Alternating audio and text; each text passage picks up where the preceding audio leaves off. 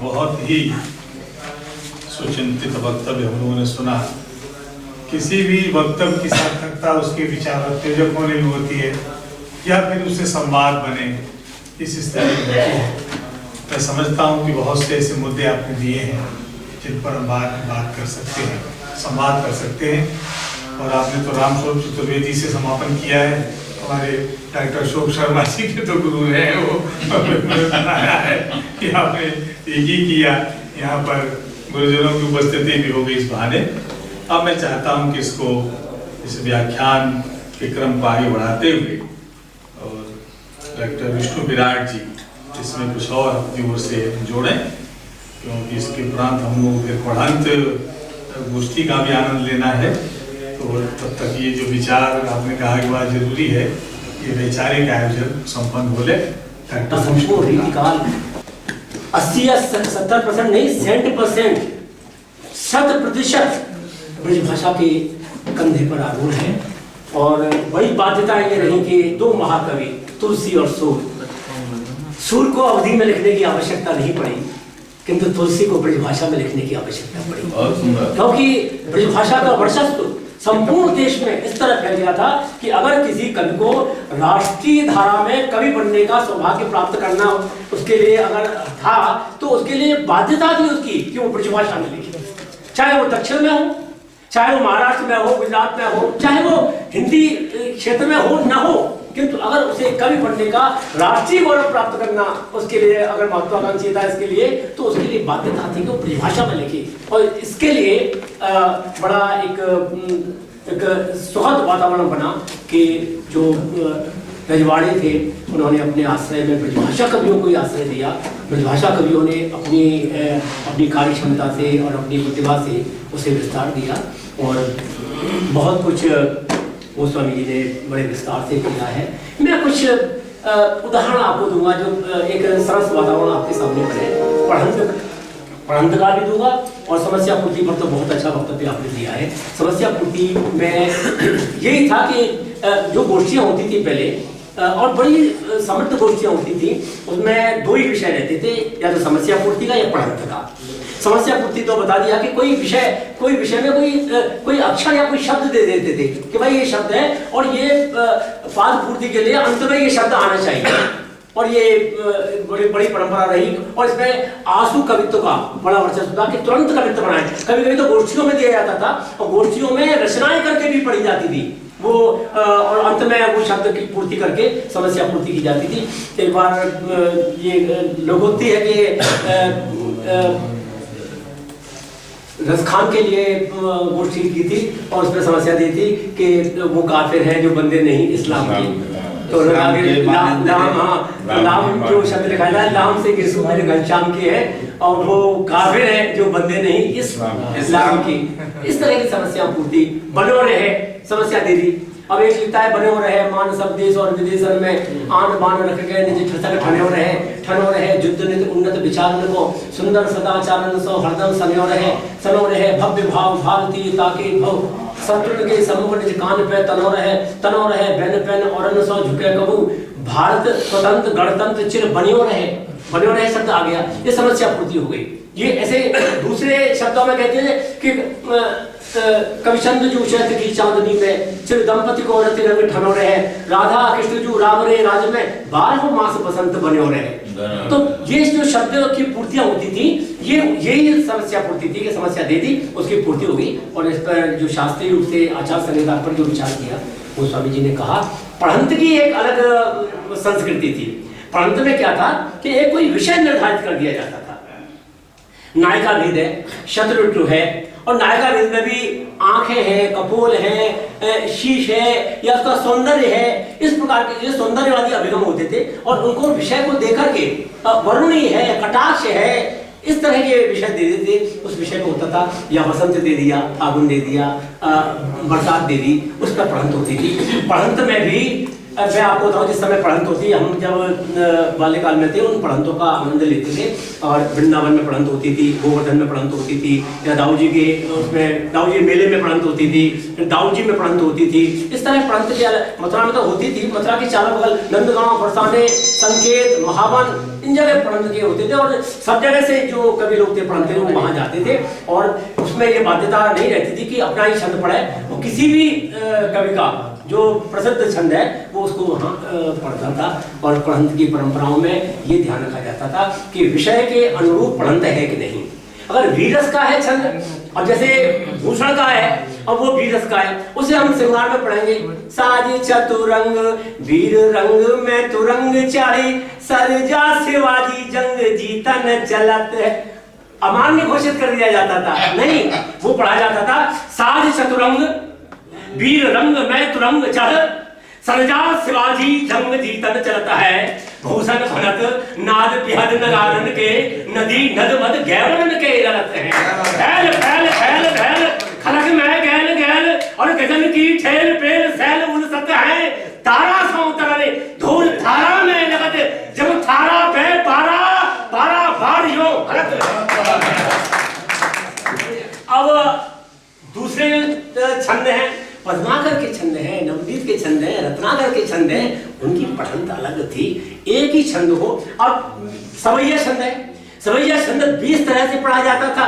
बहुत ही प्रसिद्ध छंद मैं आपको ले लेता हूँ। जैसे रसखान का ये मानस हो तो हम किस तरह पढ़ा जाता था। एक तो ये है, मानस हो तो वही रसखान, बसों ब्रज गोकुल गांव के ग्वारन, जो पशु हो तो कहा बस मेरो, चरो नित नंद की धैन मझारन। पाहन हो तो वही गिरी को, जो धर्यो कर छत्र पुरंदर धारन, जो खग हो तो बसेरो करो, मिली कालिंदी फूल कदम्ब की डारन। इनमें 3 गति थी, त्वरित गति, मध्य गति और मंद गति। त्वरित गति में तो जो धर्यो कर छत्र पुरंदर धारन, जो खग हो तो बसेरो करो, मिल कालिंदी कूल कदम्ब की डारन। फिर इसमें गेय की परंपरा है। मानस हो तो वही रस खान, बसों ब्रज गोकुल गांव के ग्वार, जो पशु हो तो कहा फिर, मानस हो तो वही रस खान, बसों ब्रज गोकुल गांव के ग्वारन। हमारे सोम जी है, वो गाएंगे, मानस हो तो वही रस खान, बसों ब्रज गोकुल गांव के ग्वारन, और जो पशु हो तो कहा बस मेरो, चरौनित नंद की धैन मझारन। कहने का मतलब ये हुआ कि सवैया छंद को अलग अलग ढंग से गाया पढ़ा जाता था, किंतु विषय की अनुकृति, विषय के अनुरूप उसकी आचार संहिता थी कि जो विषय है उसके अनुरूप पढ़िए। और पढ़ने में मैं आपको एक बात बताऊं कि हमारे खान पान और देशांतर का भी अंतर आता था। मथुरा में, नंदगांव, बरसाने में, गोकुल में पढ़ंत में अंतर आ जाता था। मैं एक ही छंद बता रहा हूँ कि वो मथुरा में कैसे पढ़ा जाता था और गोकुल में कैसे पढ़ा जाता था। मथुरा में जो मथुरा की संस्कृति है वो लड्डू खानी है, तो चतुर्वेदी जो है वो लड्डू खाते हैं। अच्छा आप देखिए गोकुल में पेड़ा की संस्कृति है, वहाँ पेड़ा ज्यादा व्यवहार में आता है। तो पढ़ंत में लड्डू और पेड़ा कहाँ आता है, देखिए आप। मथुरा में जो लड्डू खाने वाली बोले और पेड़ा खाने वाले बोले, उनमें देखिए लड्डू खाने वाला बोलेंगे, गोभी मतलोभी की सुनी में बात कही जन पे, और मोसों तो गुजात नी कमीन कहे बोली में, आपने नौगुन गलत परिपथ पागी, ऐसी बेशरम करे मोही सो ठिठोली में, ग्वाल गविश विजिप अंधियारी रातन में, सोए पत जान के दीवारें बंद खोली में, बदन में बागन में जमुना किनारन में, खेतन खदान में खराब होत डोली में। ये हुआ लड्डू। अब देखिए पेड़े की संस्कृति देखिए, ये क्या कह रहे हैं, ये कह रहे हैं गोभी मतलोभी की सुनी में बात कही जन पे। गूगल में कहेंगे गोभी मतलोभी की सुनी में बात कही जन पे, गोभी मतलोभी की सुनी में बात कही जन पे, और और मौसम तो कुजातनी कमीन कहे बोली वे आपने नो गुण गलत परिपति पागी ऐसी बेशरम करे मोही समझ डोली वे ग्वाल कभी शिव जब अंधियारी रातन में सोए पद जान गए कि बारे बंद खोली वे बनन में बागन में जमुना किनारन में खेतन खदान में खराब होता डोली खदान में खराब हो डोली ये बड़ा होता और बड़े छंदों को विषय की अनुकृति के अनुसार विषय के उत्पादन के अनुसार पढ़ा जाता था। वीर के छंद वीर में, श्रृंगार के श्रृंगार में, भक्ति का है। भक्ति को आप वीर में पढ़ेंगे तो भगवान भाग जाएंगे भाई। तो भक्ति भावना में पद है, सबको पद के रूप में एक बहुत छोटा सा पद है सूरदास का और उसको अच्छा है क्या ये जनाग्रही रुझान के साथ प्रस्तुत होते थे। शास्त्रीय गायन में भी था उनका और लोक में भी गायन था। लोक में हमारी दादी अम्मा बहन बेटियां ये भी गाती थी और साधु सन्यासी भी गाते थे और बड़े बड़े शास्त्रीय गायक है वो भी गाते थे। एक छोटा सा पद है कि मैया मेरी कामरी चोरी लई आ रहे भगवान और किसी ने मतलब कामरी गायब हो गई तो माँ पूछ रही तेरी कामरी कहाँ गई। छोटा सा कंबल जिसे ओढ़ के मैया मेरी कामरी चोरी लई मैया पढ़ रहा हूं मैं देखिए मैया मेरी कामरी चोर लई एक कहे लाला तेरी कामरी एक कहे लाला तेरी कामरी जमुना में जात वही जो सखियां मिल रही हैं या गोपियां मिल रही हैं उसे बना रही हैं तो वो बहाने बना रहे हैं वहां से ये कह रही है कि जमुना में बह गई है। एक कहे लाला तेरी कामरी जमुना में जात वही एक कहे भैया तेरी कामरी सुरभि चावे लई एक कहे नाचो मेरे आगे कामर देव नहीं सूरदास जसमत के आगे असवन धार वही मैया मेरी छोड़ लई। मतलब ये था कि इसको अब मैया मेरी कामर चोर लई मैया मेरी कामर चोर लई या फिर मैया करके जो आप बता रहे शास्त्रीय संगीत में उसको भी मतलब पढ़न ये पढ़न है। जिस समय पढ़न तो कवित्वों की होती थी उस समय कवित्व और सवैया छंद यानी घनाक्षरी कवित्व और सवैया छंद इनका ही वाचन होता था और इनके वाचन के लिए अलग अलग जो कवि आते थे या पढ़ंत वाले आते थे। कोई आवश्यक नहीं कवि हो पढ़ंत वाले भी आते थे और उनका अलग मिजाज था पढ़ने का। कोई अलग ढंग से पढ़ रहा है कोई अलग ढंग से पढ़ रहा है परंतु उनकी ये प्रकृति अलग थी त्वरित थी मंद थी या उसकी विधाएं अलग अलग थी कि ब्रज भाषा संसार की सर्वश्रेष्ठ भाषा है और इसमें जो प्रयोग हुए हैं संसार की किसी भी भाषा में वो क्षमताएं नहीं है। या तो संस्कृत में और संस्कृत से उपकृत इस ब्रज भाषा में छंद है। और एक दो तीन बसंत के दो तीन होली के मैं आपको छंद सुना रहा हूँ। बसंत का पद्माकर का है बहुत प्रसिद्ध छंद है। केलन में कूलन में कुंजन में कछारन में और क्यारन में कलिन कलीन किलकंत है कहे पद्माकर पराग हूँ मैं पौन हूँ मैं पानन में पिकन में पलासत पकंत है द्वार में दिशान में दुनी में देश देशन में और देखो दीप दीपन में दीपत दिगंत है बीथन में ब्रज में नवेलन में बेलन में बागन में बनन में बगड़ो बसंत है बागन में बनन में बगड़ो बसंत है। अनुप्रास की छटाएं इसकी बड़ी मनोरम है। आपको बता दूं ये वो नहीं है कि चाची को चाचा ने चाची को काव्य का अनुशासन है विषय का प्रतिपादन है और छंद की आचार संहिता है सबका औचित्य सामने ला करके और इस प्रकार का छंद है। एक छंद पद्माकर ने लिखा फाग की भीड़ अबीरन में गहबों में भीतर ले गई छोरी भाई करी मन की पद्माकर ऊपर नाय अबीर की छोरी छीन पितांबर कंबर थे जो बिता गई मीड़ कपोलन रोरी और नैन नचाए कहीं मुस्काए लला फिर खेलन आई गोरी। तो ये चैलेंज कर दिया महानायक को चैलेंज कर दिया कि देख मैं तेरी गति बना दिया तुम पढ़ के आना।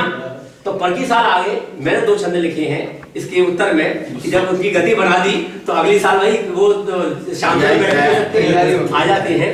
जात चली ब्रज की गलियां अलियान के घेर में झूमती गोरी और जाहे के ताहे गही नंदलाल कही सुनी है वृषभान किशोरी, पार की साल में नैन नचाए, करी तुमने अपनी बरजोरी, और आपनी फेर करो मन की, हम आए गए अब है जाए होली।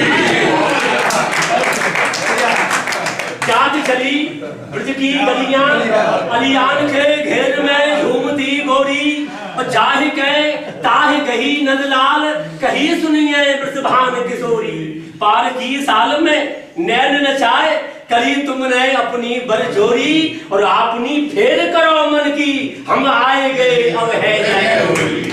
यो कह के नंदलाल गही, और गाल गुलाल मल्यो झकझोरी, मूठ अबीर की दे नभ में, मूठ अबीर की दे नभ में, फिर मीड़ गई छतियान पे रोरी, अंको उठाए लगाए गरे, फिर रंग के हौज में जाए के बोरी, और आंख में आंख गढ़ाए कही, तुम जाओ लली अब है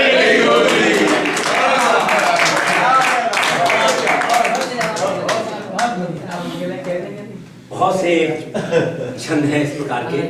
और ये बात बहुत विचारणीय है कि ये पढ़ंत भी नष्ट हो रही है, ये परंपराएं नष्ट हो रही हैं, हाथरस में और मथुरा में ये नष्ट हो रही है। ये बहुत ही चिंताजनक बात है, क्योंकि ये गढ़ रहे हैं यहाँ पर अखाड़े रहे हैं इस प्रकार के पढ़ंत के, इस प्रकार की समस्या पूर्तियों के। अब यहाँ संतोष इस बात का है कि सुधी श्रोता तो है कम से कम पढ़ने वाले नहीं है, उसका आनंद लेने वाले हैं। और कोशिश ये भी की गई थी कि क्योंकि विषय कोई भी हो, भाषा अगर समर्थ है तो उस विषय में प्रतिपादन होता है। आधुनिक परिवेश में दो छंद जो मेरे लिखे हुए मैं आपके सामने प्रस्तुत कर रहा हूँ। माया को मन को स्वभाव सदा माया सो मलिन होत, लालच के लगाव की लगाम बड़ी खोटी है। विष्णु कवि धारिय न मुखट हमारे माथ, चलवे को संग यार हीरा है न मोती है। जली के दुसाला आला मखमल रुचेंगे नहीं, चाहिए हमें तो 3 हाथ की लंगोटी है। छोटी आमदनी की निसैनी हिचकोले खात, साग है चना को संग बाजरे की रोटी है। और भाषा में 1-2-3 शब्द में अपने और इसमें से सुना देता हूँ आपको। और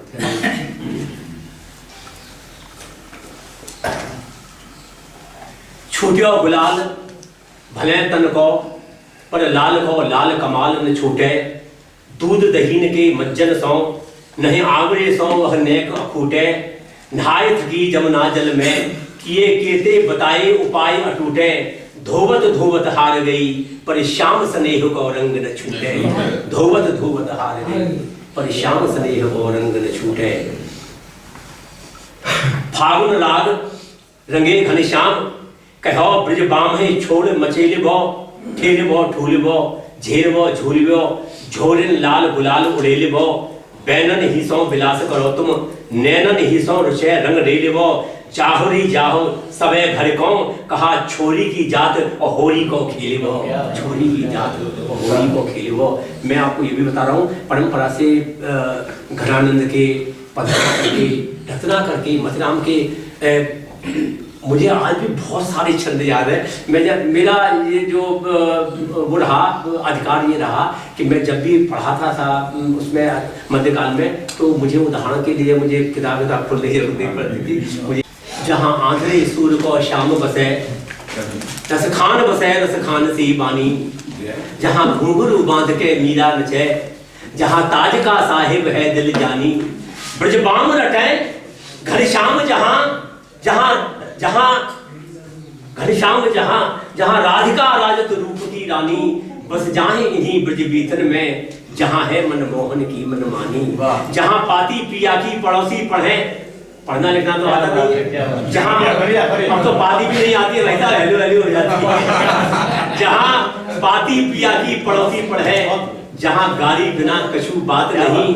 मन मैल नहीं है दुलाव नहीं दम्भ है, पीठ पे घात नहीं। जहाँ खेलन में गुसाई को, रस झेलन में सब चात नहीं। जहाँ सांवरे को रंग ऐसा चाहो, रंग दूसरो और सुहात नहीं। जहाँ सांवरे रंग ऐसा चाहो, रंग दूसरो और सुहात नहीं। एक विरहिणी नायिका का जो चित्र है वो देखिए आप। रातन रात वियोग की घातन, पीर अधीर नहीं सही जात है। रातन रात वियोग की घात, जो पीर अधीर नहीं सही जात है। भारी भई पलकै न उठे, पुतलीन में लाल लली नहीं जाते हैं। वर्णन कर रही है, एक सखी दूसरी सखी से कह रही है कि छिटके घुंघरारी लटे मुख पे, अलकावल सारे सवारन में, लखे आंखन की कजरारी घटा, चर्चा बढ़ जाती लवारन में। कहूँ सांच को आंच नहीं सजनी, यह बात कहूंगी हजारन में। नदलाल लली बन के निकसे, तो छुरी चले जाए बाजार। छिटके घुंघरारी लटे मुख पे, अलकावल साज सवारन में, लखी आंखन की कजरारी घटा, चर्चा बढ़ जाती लवारन में। कहूँ सांस को आंच नहीं सजनी, यह बात कहूंगी हजारन में। नदलाल लली बन के निकसे, तो छुरी चले जाए। कैसी करी विधिना ने अनूठ, ब्रह्मा ने कितनी गलती की है। कैसी करी, अनूठ कह रहा है, अपने मर्यादा में कह रहा है, कैसी करी यानी बेवकूफी बात कह रहा है कि कैसी करी विधिना ने अनूठ, जो चंद पे डाल कलंक के धारे। रावण को 10 शीश दिए और आप लिए कुल 4 चाले। शंकर से रसिया रसरंग के, ताहे पठाए पहाड़ न डाले। बेटा भयो वसुदेव के यहाँ, और दुंदुभी बाजत नंद के। बेटा भयो वसुदेव के यहाँ। सौंदर्यवादी अभिगम को लेकर के बहुत अच्छे छंद पद्माकर ने लिखे, राम ने रत्नाकर ने लिखे। पूरा उद्धव शतक मुझे याद था कि समय में एमए में पढ़ता था। ये हम लोग तो भाषा विज्ञान पर बैठ करके चर्चाएं करते थे और उसका वो गैस निकालते थे परीक्षाओं के समय में, मुझे ध्यान है आज तक भी। तो पद्माकर के बहुत बढ़िया छंद है। शुक्ला भिसारिका नायिका है। सजी पूरी क्रिया हो गई, यानी सज 16 श्रृंगार करके सज ब्रजचंद पे भगवान कृष्ण की बात जा रही है। सजे रोज ही के कुंज कंज बन कुंजन में, कंज से धरत जात। धरत जहां ही जहां पग है सुप्यारी तहां, मंजुल मजीठ ही के माठ से धरत जात। हारन सो हीरा सेत सारन किनारन ते, बारन ते मुक्ता हजारन झरत जात। बारन ते मुक्ता हजारन झरत जात। एक उसका होली का ही संदेश है। भूल जिन जइयो ब्रजराज बरसाने कहूं, भूल के मत जाना बरसाने में। भूल जिन जइयो ब्रजराज बरसाने कहूं, गोपिन के टोल सो किशोरी जो निहारेंगी। केसर कमोरिन ते और रंग रोरिन ते, पकड़ और झकझोरिन ते पकड़ पछारेंगी। याद कर सांकरी गली की लूट गोरस की, सोरस की कसर सब मिलके निकारेंगी। और मल के गुलाल तेरे गाल पे गुलाल लाल, देखत ही लाल तो ही लाल कर डालेंगी। देखत ही लाल कर डालेंगी। ग्वाल का भी छंद है, रीति का। दिया है प्रभु ने खूब मस्त रहो ग्वाल कवि, दिया है खुदा ने खूब मस्त रहो ग्वाल कवि। खाओ पियो लेव देव यहीं रह जाना है। कहते राजा राव महाराजा बादशाह भये, कहां ते कहां को लगो लागो ना ठिकाना है। ऐसी जिंदगानी के भरोसे पे गुमान ए तो, वे देश देश घूम घूम मन बहलाना है। आवे परवाना तब चले ना बहाना, कछु नेकी कर जाना फिर जाना है न आना है। नेकी कर जाना और रीझियन रूप देख रखिए मन अपने हाथ।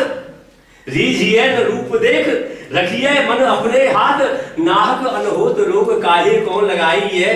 काऊ सौन की जाए प्रीत, प्रीत की है कठिन रीत। दूर सौ तमाशो देख मन को बहलाई है। प्रीत की है यही रीत कि दोनों ओर चाह होत, एक ओर चाह तहां कैसे कर निभाई है। राजा कहा रंग कहा चतुर सुजान कहा, अरे आप कौन चाहे ताकि बाप कौन चाहिए। आप कौन चाहे ताकि बाप कौन चाहिए। ये प्रकार के लोक भी छंद हुए। भारतेंद्र बाबू कह रहे हैं कि सेवक गुनीजन के जागर चतुर के हैं। और कवि के मीत हित चित गुणगानी के, सीधे सौ सीधे महा बांके हम बांके न सौ, हरिश्चंद्र नरक दाद अभिमानी के। चाहे की चाह न काहू की परवाह नेही, नेह के दीवाने सदा सूरत निभानी के। सर्वस रसिक के सुदास दास प्रेमन के, सखा प्यारे कृष्ण के गुलाम राधा के। सखा प्यारे कृष्ण के भैया हरे अनंत हरे कथा अनंता, मैं तो सुनाता रहूंगा, नहीं तो आप ये इसको विश्राम देंगे। धन्यवाद।